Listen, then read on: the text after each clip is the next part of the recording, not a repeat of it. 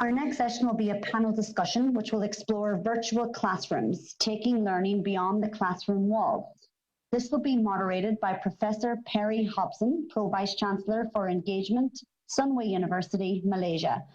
Professor Perry will lead the discussion today and introduce us to our great panel of speakers. Professor Perry, I will leave it to you.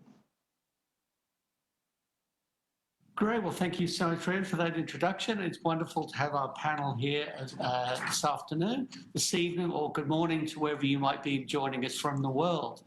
It's great to be here, part of EduTech, and this part of this G20 summit. And I think we've got an interesting panel session here lined up looking at these issues about how we take education, the virtual classroom, and how we're taking learning beyond the classroom walls. So these are challenges obviously being brought into very sharp relief this year with what's happened in 2020 with the whole challenge of the COVID pandemic around the world. So to start the session off, I'd like to very briefly just introduce my panel. This afternoon, we have Dr. Najla Arawi Al-Naqib from the Department of Education at Abu Dhabi, Tian Ai-ling from Singapore with My First School, John Gwyn Jones, who's joining us from Laos, who's with the Federation of British International Schools in Asia. We have Amanda Lizia, who is a researcher and lecturer at University of Technology Sydney in Australia, and Neelam Parmar, who is the member of the EduTech Leadership Group of the Ashford School in Kent in the UK. So I thought I would start today with Najla, who is based in the UAE and is with the Department of Education and Knowledge in Abu Dhabi.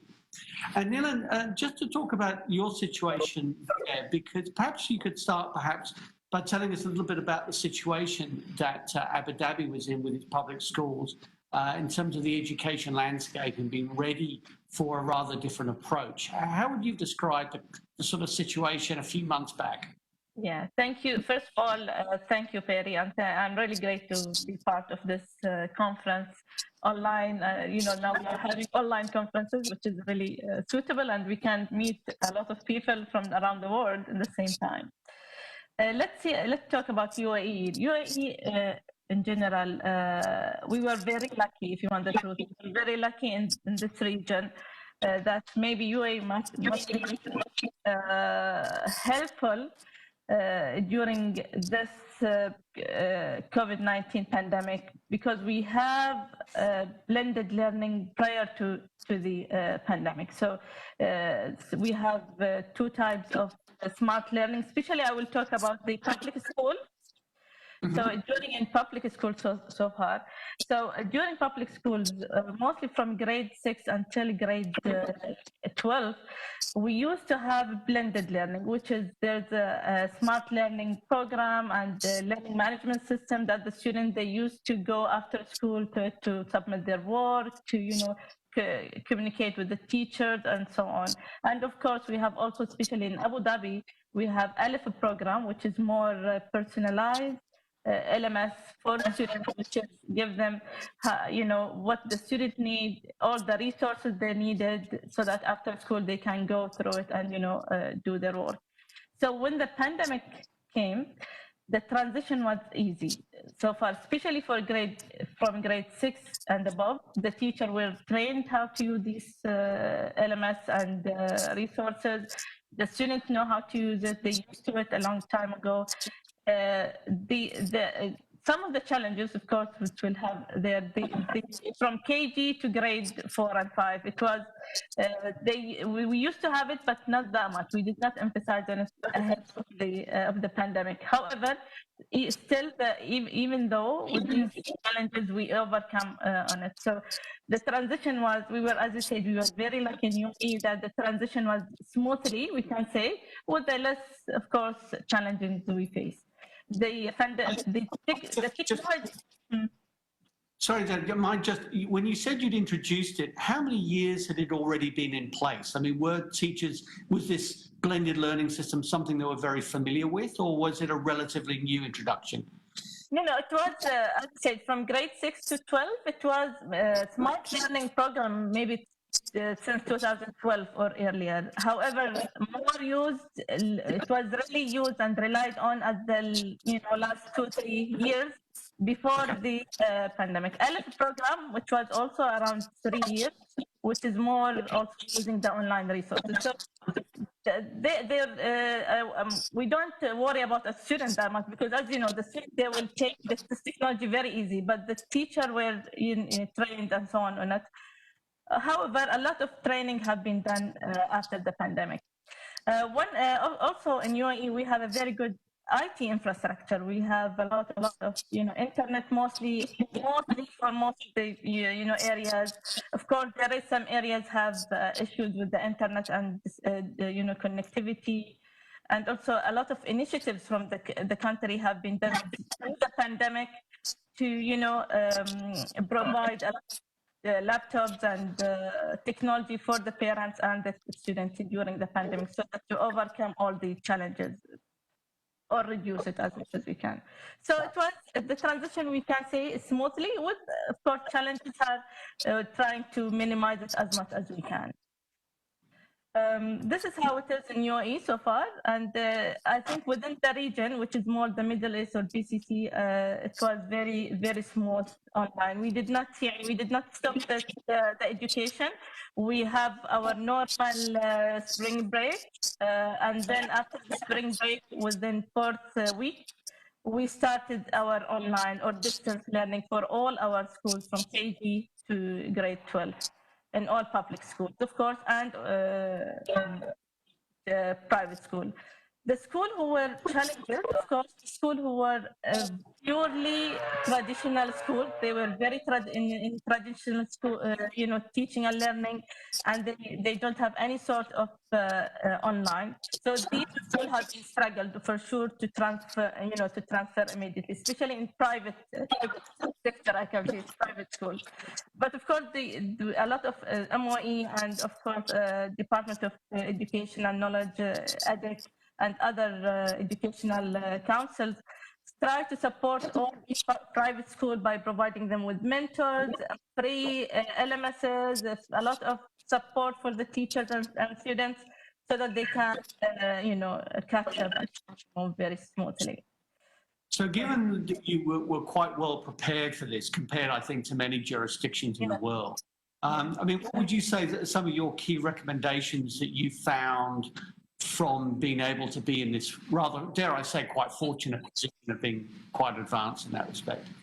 Of course, one of the recommendations especially is to have a very good planning, especially for the schools. We need to have a crisis plan, what we call it, contingency plans for any such events.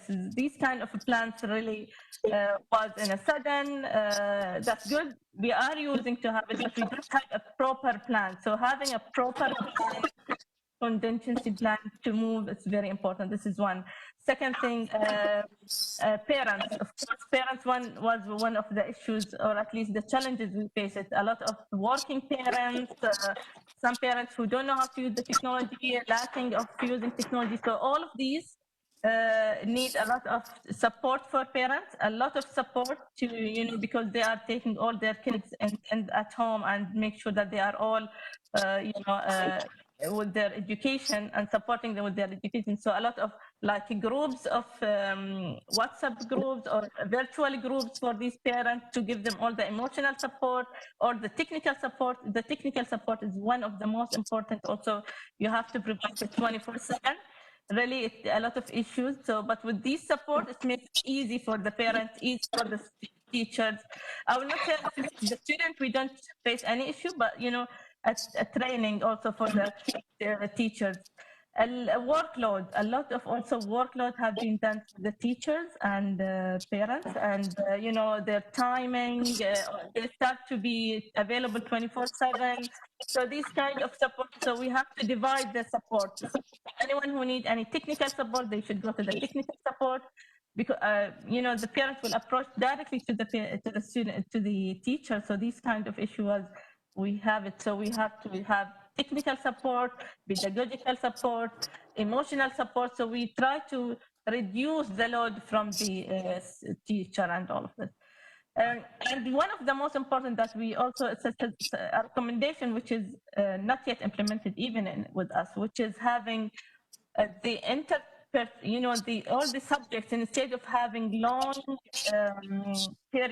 long day of teaching for each subject online and make it, the screen time very long. It's very important to reduce the time and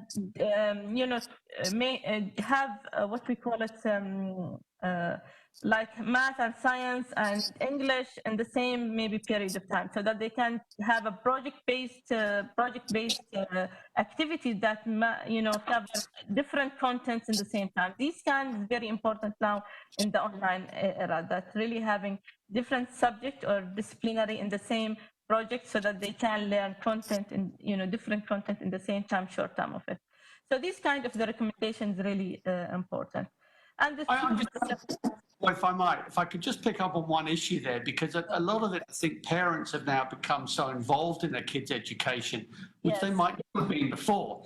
And I've heard a lot of people say they now really are valuing what it is that the teachers did, because now they're having to do it themselves. I'm wondering here often that this may have been the best thing. I mean, both my parents were teachers. I literally grew up in a school, and often I felt teachers very undervalued, often by parents, for what they actually do. And I'm just wondering if that's the sense you're finding, that teachers are actually now being recognised by parents actually more fully for their status in the community. Is that one of the benefits of this? Yeah, one of the benefits.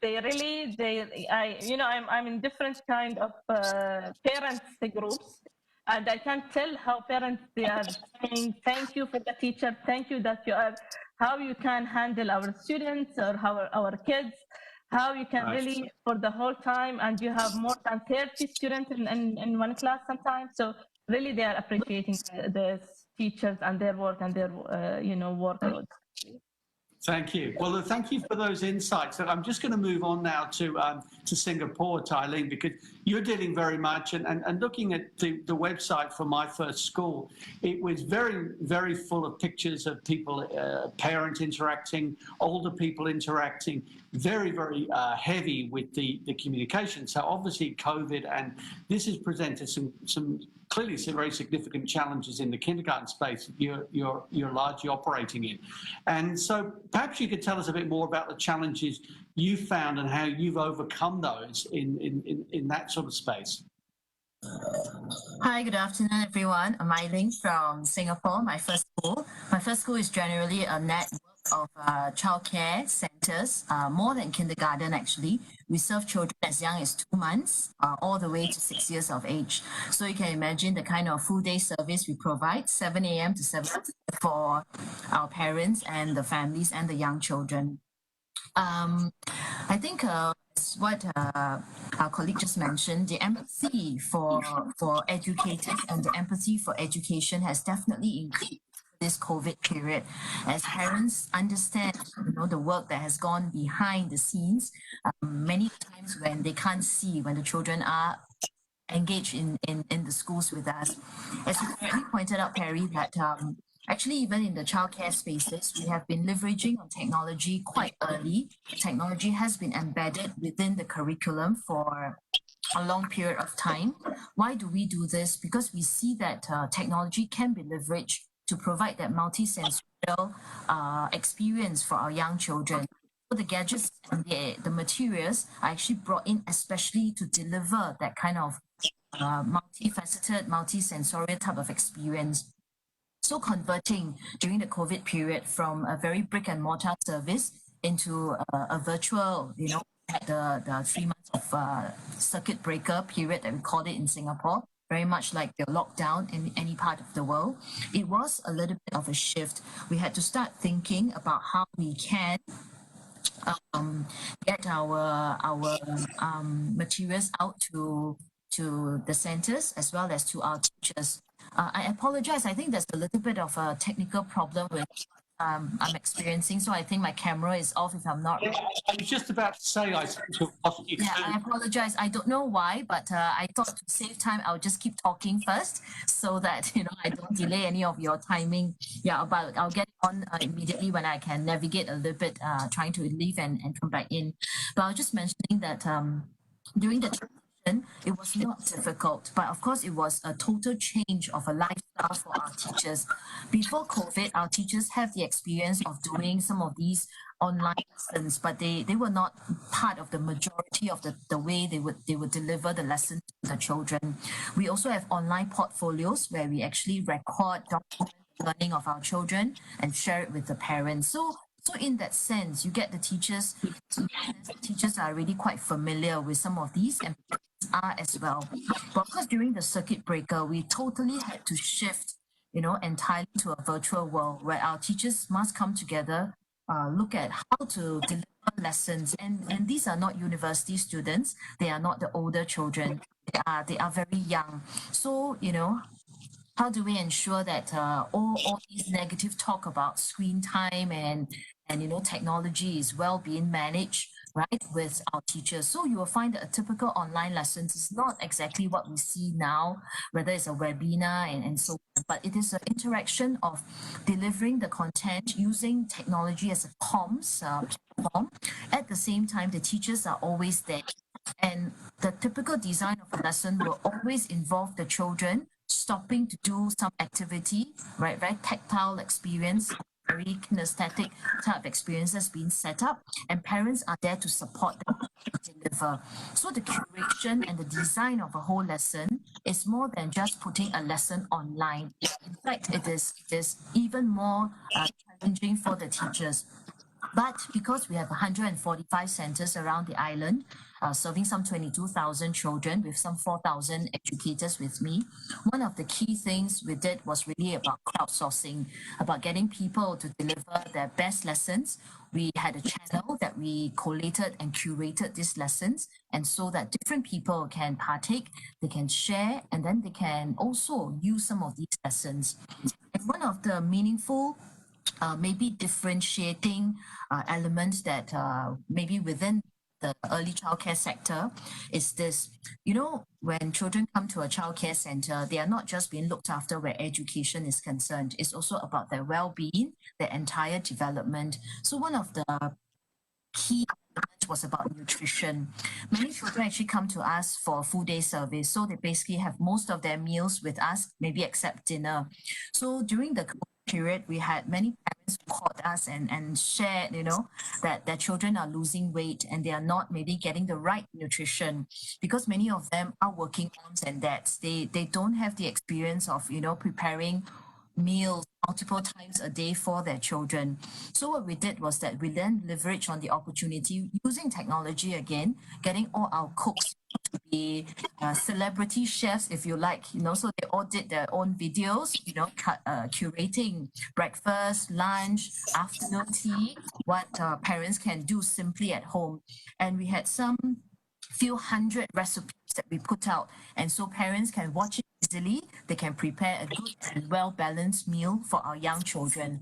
And we can understand that this is maybe to some people not as important, but we can understand from a young set of parents' point of view that it is very important, because looking after a 3-year-old at home 24/7 now is going to be hard. And I think it also created a sense of pride and confidence, in another sector of our colleagues who work with us, our cooks, so that now they are able to partner with the teachers, develop some of these virtual videos together that provided very strong support for our parents and for our young children. Currently, we are, Perry, go ahead. I think that's just a really interesting point, because I think often school food was something I had to endure at a British boarding school. And it probably made me what I am today. But it made me actually go into hospitality and tourism later to try and get around bad food. And Jamie Oliver's had a big campaign, I know, in the UK for about that. So it's pretty interesting, because that connection between learning and food and nutrition is so important, and also helping people understand what they eat as well. That's a fascinating insight, because I don't think many people have thought that the pandemic would bring that focus to where we're going with some of those other connections.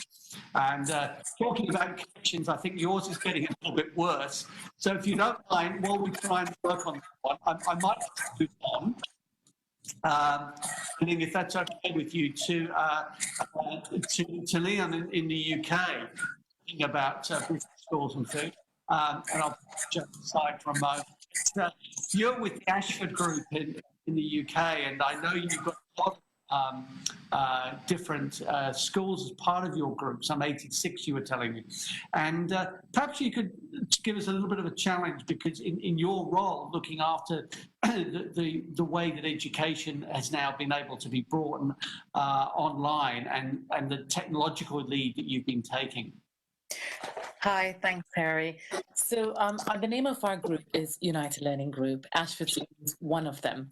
Ashford School is an independent school all the way from 0 up to 6th form. Part of our group, we have a mixture of 8 state-run, academic, some free schools, and then we have a selection of independent schools as well. So from that point of view, when we went into the pandemic, those schools that were highly rich, or were already using technology, had their tools in their hands, they seamlessly went within the 24 to 48 hours. The announcement came out on a Friday. Monday, we were good to go. And that's purely because our teachers had already been using the technology in the classrooms.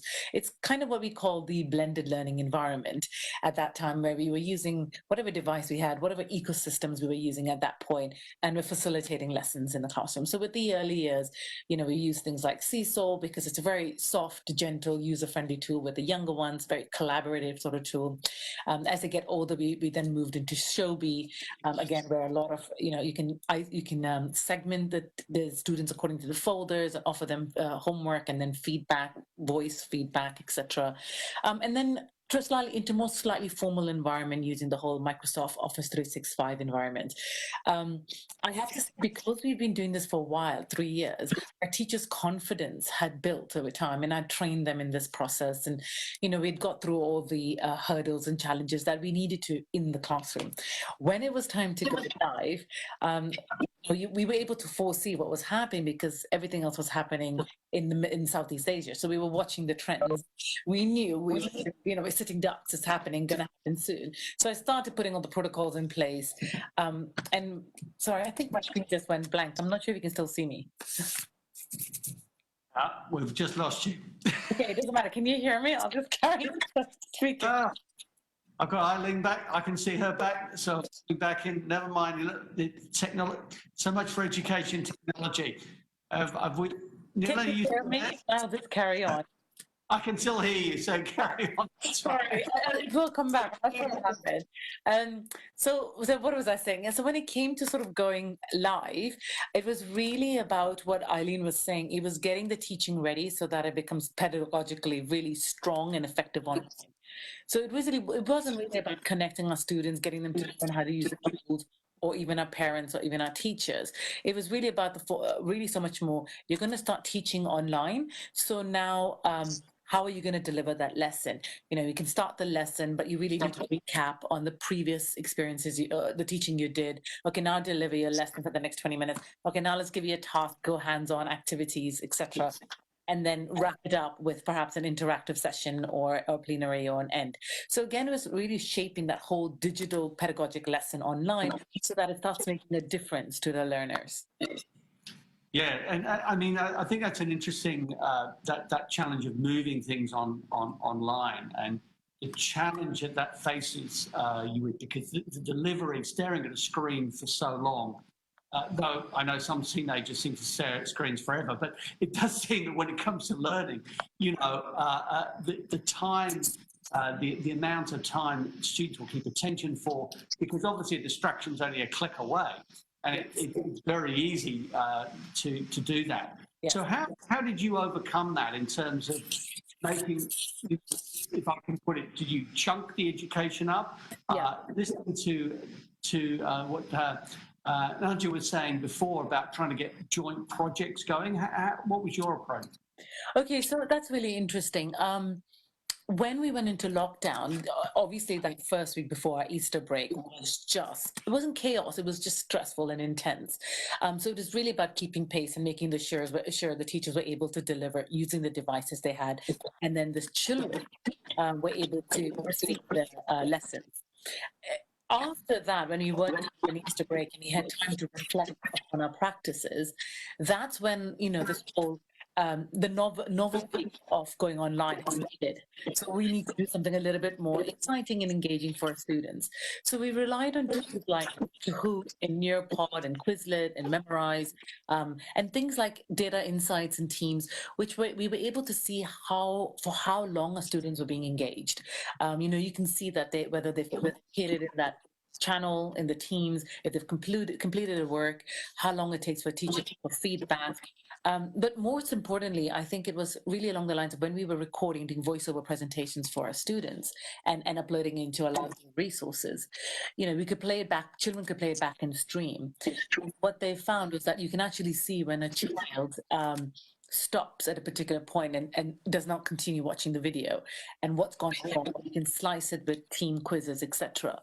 So we found that quite interesting. So I think it was very much about slicing up your lesson so that it wasn't just fully animated. It's a bit like using too many animations in PowerPoint. It becomes excessive.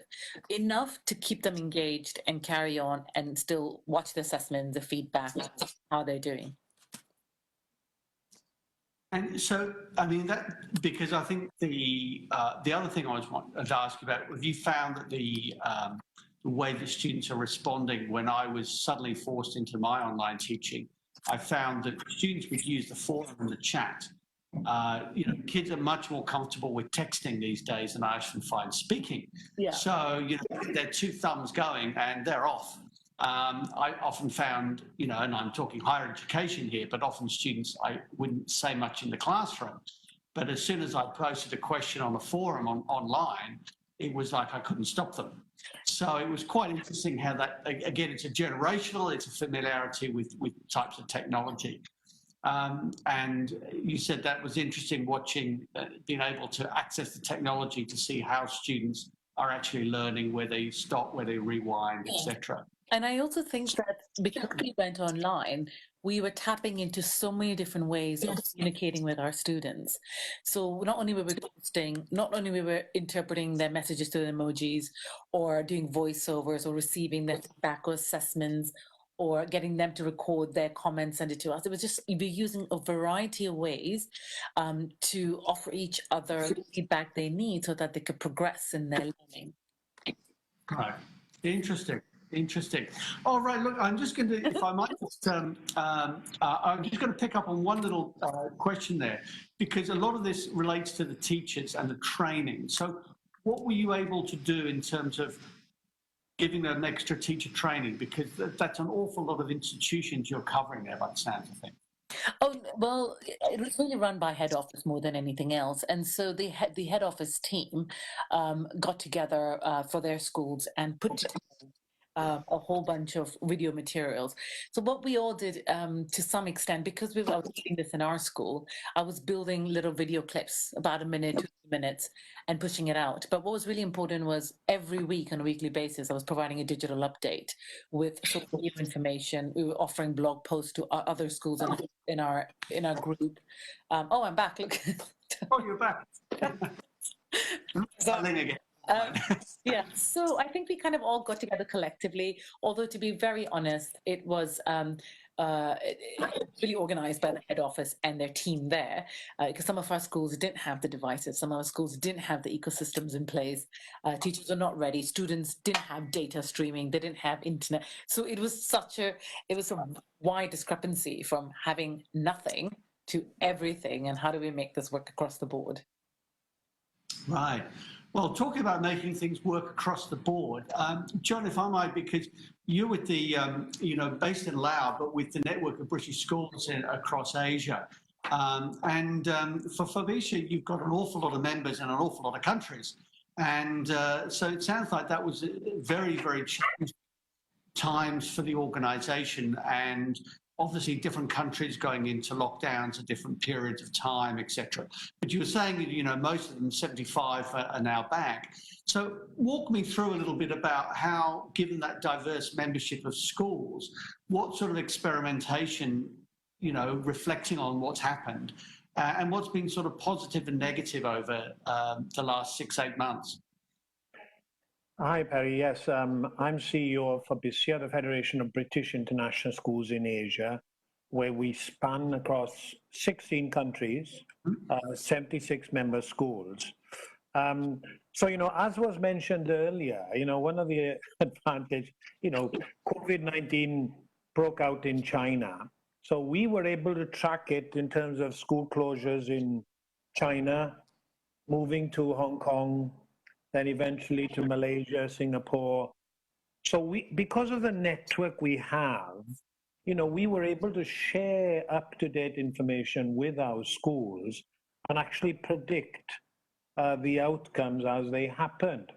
And we were able to learn from the experience of each other. So we did regular surveys of our schools of how they coped. And as you said, what were the pluses and the negatives? Because, you know, the teaching and learning, as you heard from the other panelists, you know, all the schools are geared up for this. This is not new. All the schools have got their platforms. In some ways, they were reasonably well prepared for a hybrid or an online learning. So the most important thing then was for us to adapt to the sort of what they call the new normal. Mm-hmm. You know, what are the learning experiences that have come out from this? What are the challenges going forward? And we've looked closely at that. And, you know, there are quite a lot of areas that we still are focusing on. You mentioned about professional development and training. For our federation, two of the strengths, I would say, are the student activities we organize, because we have a student population of about 75,000 right across our schools. And we organize a huge number of activities, most of which have been face-to-face in the past. So actually moving these now to online was a huge challenge for us. Professional development, we had activities like job-alike workshops where teachers came together, shared good practice. We now do these as e-JOS, so that, you know, it's done mostly remotely.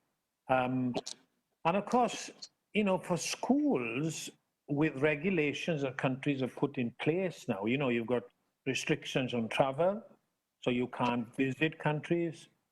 And if you do actually get into a country, there's issues with quarantine.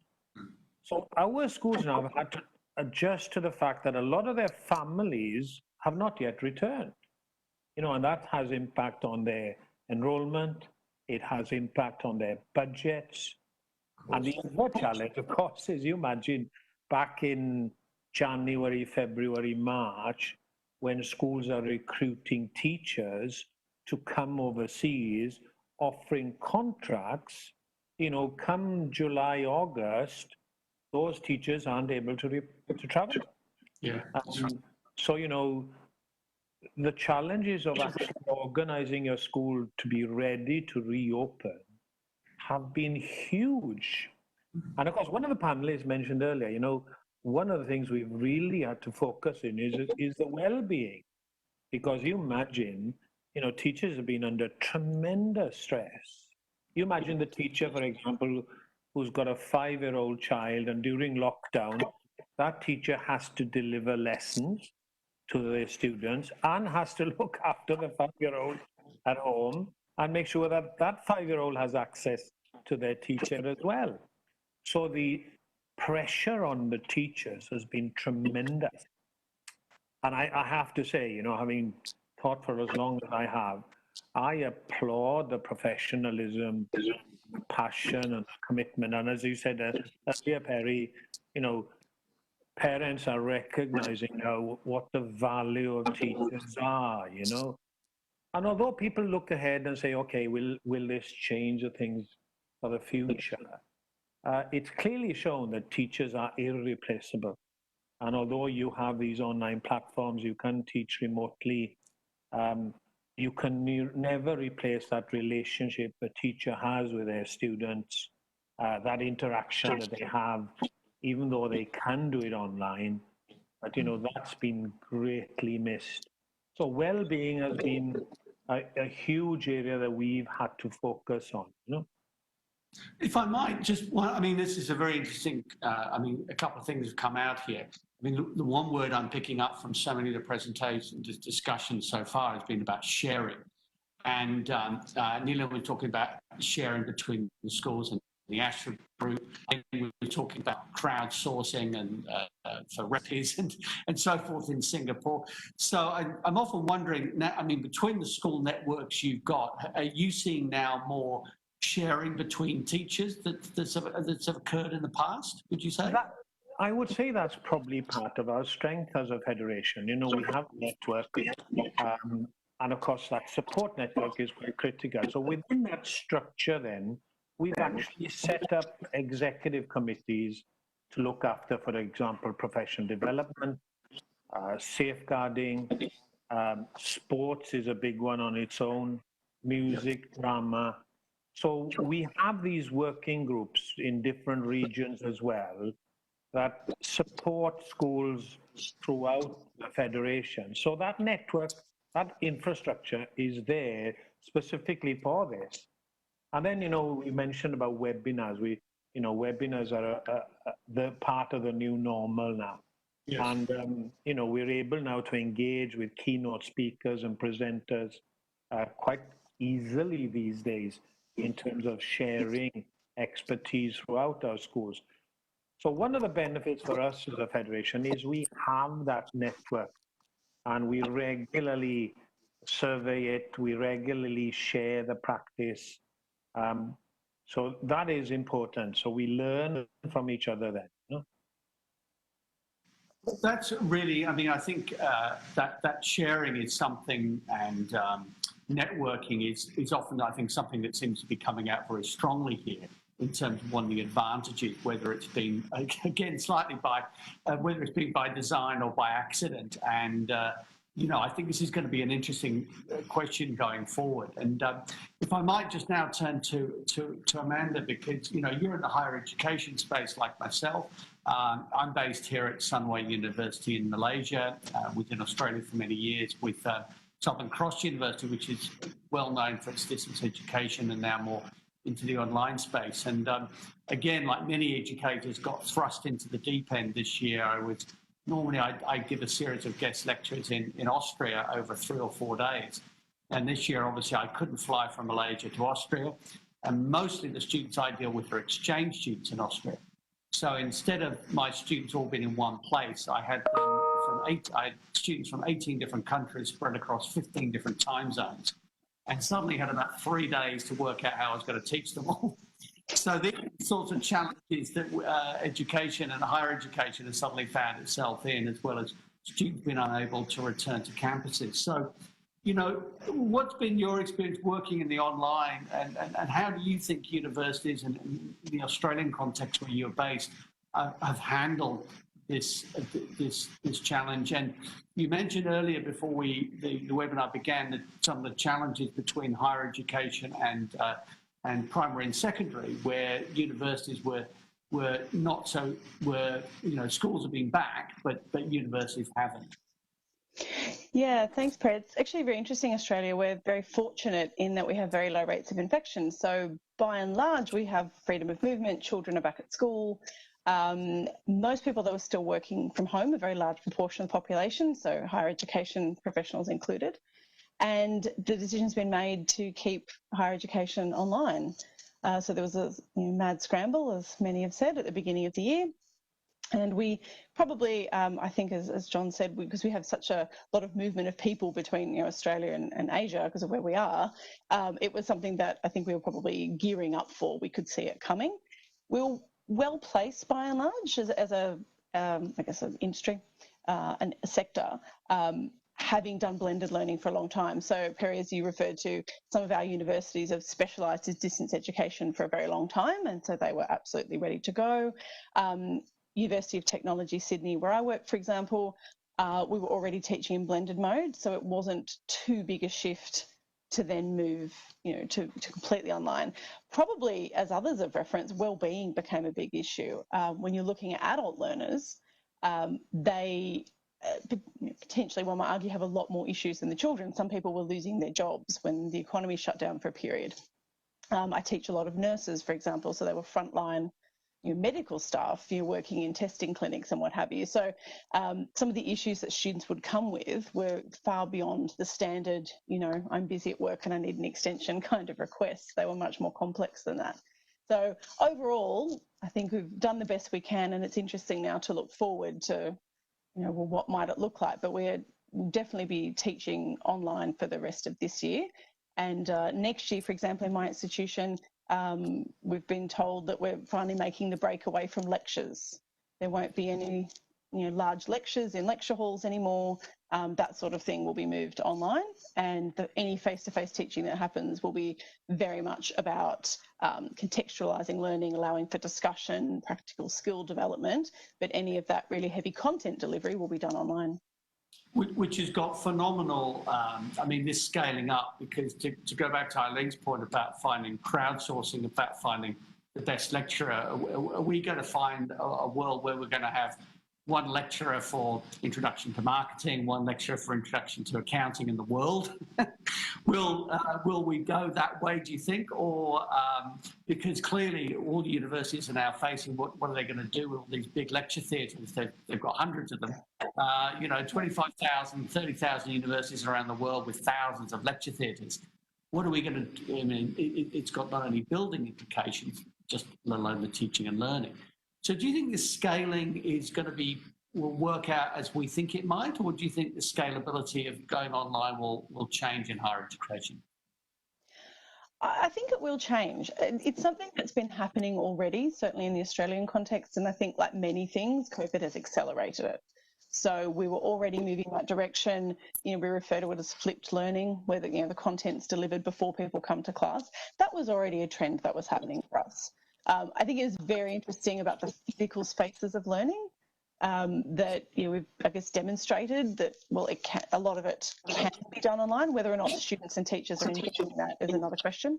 But it will be very, very interesting what to do with the physical spaces that have been set up now that we're transitioning to virtual spaces. I'm not as sure about that, and that ties into one of my areas of research is in future of work, which sort of ties into this a little. And it's interesting looking at, will people ever return to the office? There's actually a big debate in Australia at the moment. The government would very much like us to return to the central business districts to support businesses and get everything going again. A lot of companies and universities among them are saying, well, people can work from home forever. We actually don't care where you work now that you've shown you can be productive anywhere. So, all of these trends are going to coalesce, I think, in people being prepared to do many things remotely that they weren't doing before.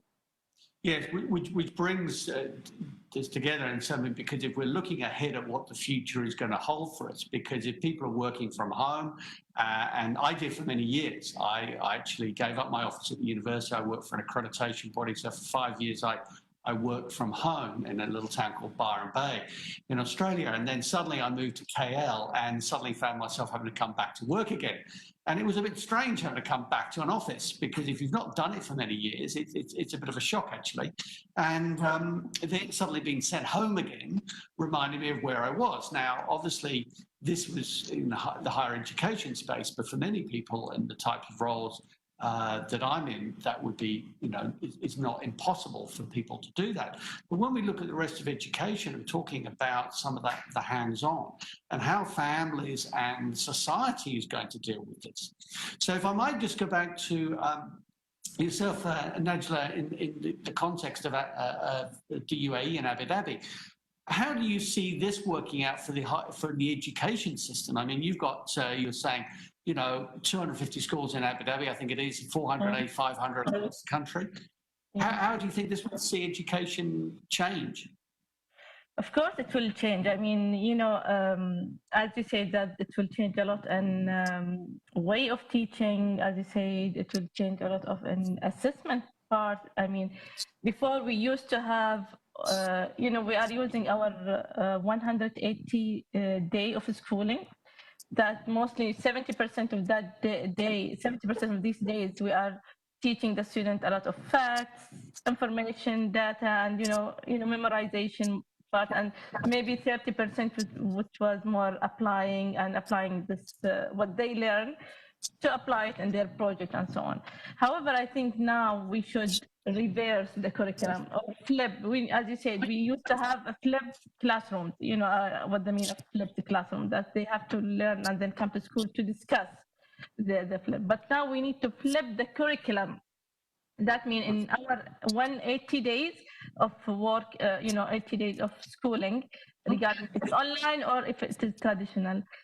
At least now we have to make sure that 30% of it should be more in data and concepts and information, which is usually can be taken very easily from technology and internet, or maybe AI application that's really tailored for each student, and use the 70% of the schooling more in project based, apply what they learn. This is the most important. But okay, I learned these, how I will apply it in real life. Have have a lot of project which is from have a student from different of the world, like different peer. Like instead of having your group from your classroom, why you don't have from different of the world, so that they can solve a problem that's an issue which is a more global issues or something like this. So I think it should be changed. It should be now focusing more on applying and transforming and this information, and instead of only facts and memorization. That's a good point. John, just talking about, she talked about the globalized classroom, and you obviously got, you said 75,000 students in across a range of different countries. Can you see that happening across your network now, that changing with how that might go? Yes, I can. And, the good thing in terms of our federation is we link with other federations as well. So, for example, in the Middle East, you have the BSME, British Schools in the Middle East. We have the Association of British Schools Overseas. So then in having access to all these networks, everybody wants to get it right. Everybody wants to plan for the future in terms of the best possible resources for children to learn. And the biggest challenge that's going forward now is assessment, examinations. You look at this year, the IB, the IGCSE, the A-levels, they were cancelled. Yeah. And so how is that going to look going forward? Especially if we're going to have other spikes happening and future lockdowns. So, talking to each other right across the world and saying, right, how are you preparing yourselves? What does the model look like? It's great to be able to have access to that and prepare yourself better, Yeah.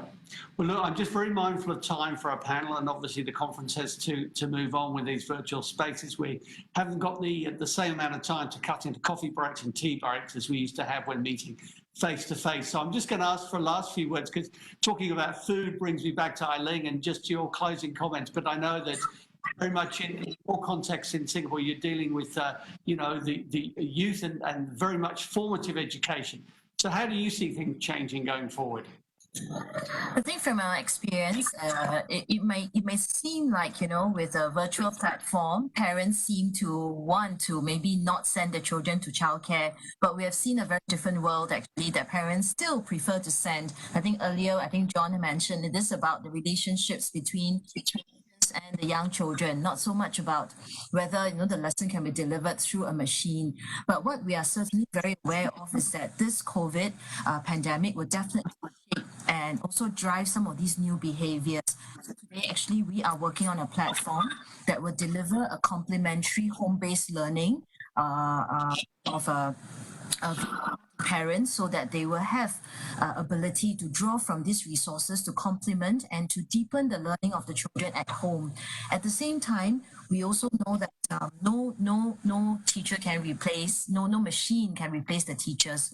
So we are really looking at how do we then leverage on this opportunity to actually PD up the teachers, so that they are able to see across the network where the good teachers are, where a good lesson can look like, and then we can curate, and then we can build on each other's lessons. I think moving forward, Let's bring an interesting question about that. customization to the child, as well as this idea that we can do things to scale now, that we can one level create which could be used globally, like whether it's a Nokia phone or an Apple device can be used globally, but how do we now customize that to the individuals? And I think that brings us to an interesting end. But I'm afraid we're going to have to finish off now because we've run out of time. As always, time is so short. But I would like to thank all our panelists today for your insights and for your comments and your thoughts. The word I'm taking away from this session today is very much about sharing. So John in Laos, thank you very much for joining us and giving your experience based on the schools. To Nilan in the UK, thank you so much for hearing about the Ashford Group and the Ashford School and the group that you're with there. To Amanda in Sydney, thank you so much for giving us insights into the challenges we've all faced with higher education and across the whole spectrum we've talked about today. And to Naljed from the UAE, again, thank you so much for sharing that overarching perspective of what's happened there. So now let me hand things back to Rian at EduTech. And to say thank you again to all of you for your contributions today and to making this conference the success it's going to be. Rian, over to you.